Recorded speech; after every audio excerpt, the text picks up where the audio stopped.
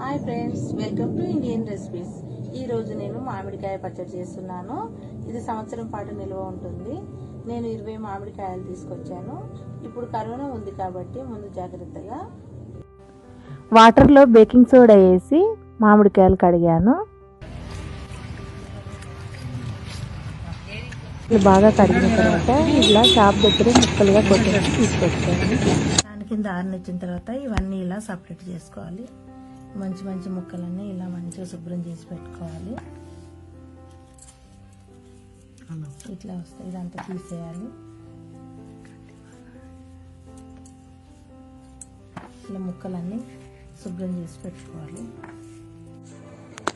మామిడికాయ పచ్చడికి కావలసిన పదార్థాలు: మామిడికాయ ముక్కలు, కారం 700 గ్రాములు, దొడ్డుప్పు 1/2 kg, అల్లం 1/2 kg, వెల్లుల్లి 1/2 kg, ఆయిల్ 1 kg, ఆవాలు 250 గ్రాములు, జీలకర్ర 120 గ్రాములు. పొయ్యి వెలిగించుకొని గిన్నె పెట్టి జీలకర్ర పోసుకొని వేయించుకోవాలి. ఇలా వేయించడం వల్ల చాలా టేస్టీగా ఉంటుంది. తర్వాత ఆవాలు వేయించుకోవాలి. ఆవాలు కూడా బాగా వేయించుకోవాలి. ఇలా వేయించడం వల్ల మంచి స్మెల్ వస్తుంది. చాలా బాగా టేస్టీగా ఉంటుంది పచ్చడి. ఇలా దొడ్డుప్పుని మిక్సీ పట్టుకోవాలి. మిక్సీ పట్టుకొని గట్ట వేసుకొని తర్వాత కారం పొడి, ఆవాల పొడి వేసుకోవాలి, జీలకర్ర పొడి, ఎల్లిపాయలు బాగా కలపాలి. దీన్ని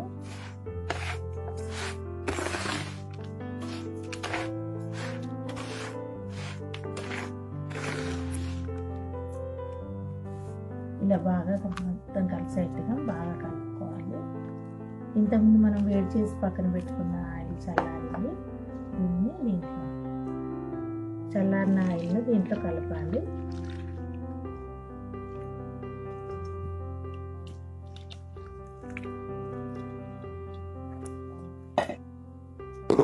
చల్లారిన ఆయిల్ దీంట్లో పోసుకొని మనం కలుపుకోవాలి.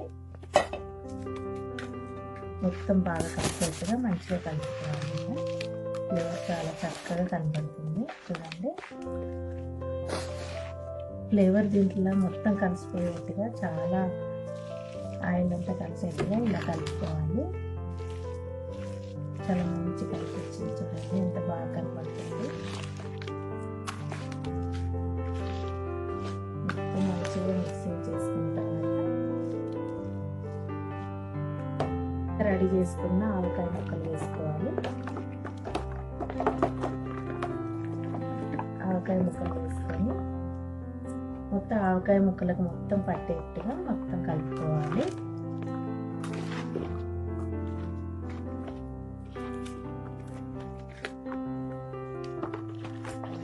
మొత్తం కలిసేంత వరకు మంచిగా పట్టించాలి ముక్కలకి.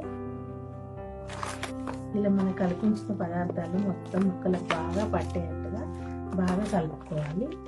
చూడండి, ఇలా ముక్కలకి అంతా పట్టించాలి. చూడండి, చక్కగా స్మెల్ వస్తుంది. ఎంత టేస్ట్గా అనిపిస్తుంది.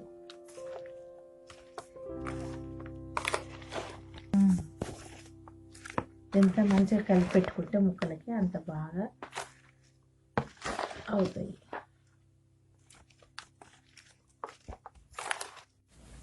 ఇలా బాగా కలిపిన తర్వాత ఈ మిశ్రమాన్ని ఇలాగే 3 రోజుల పాటు బట్ట కప్పి పక్కన పెట్టుకోవాలి. తర్వాత పచ్చడి రెడీ అవుతుంది. ఇంకా ఇది సంవత్సరం వరకు ఉంటుంది.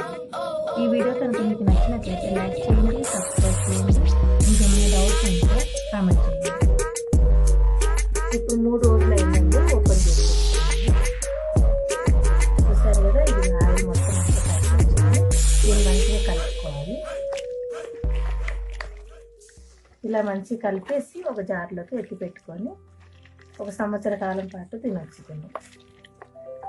గాజు జార్లోకి తీసుకొని స్టోర్ చేసుకోవాలి. నా వీడియో కనుక నచ్చినట్టయితే లైక్ చేయండి, సబ్స్క్రైబ్ చేయండి, షేర్ చేయండి.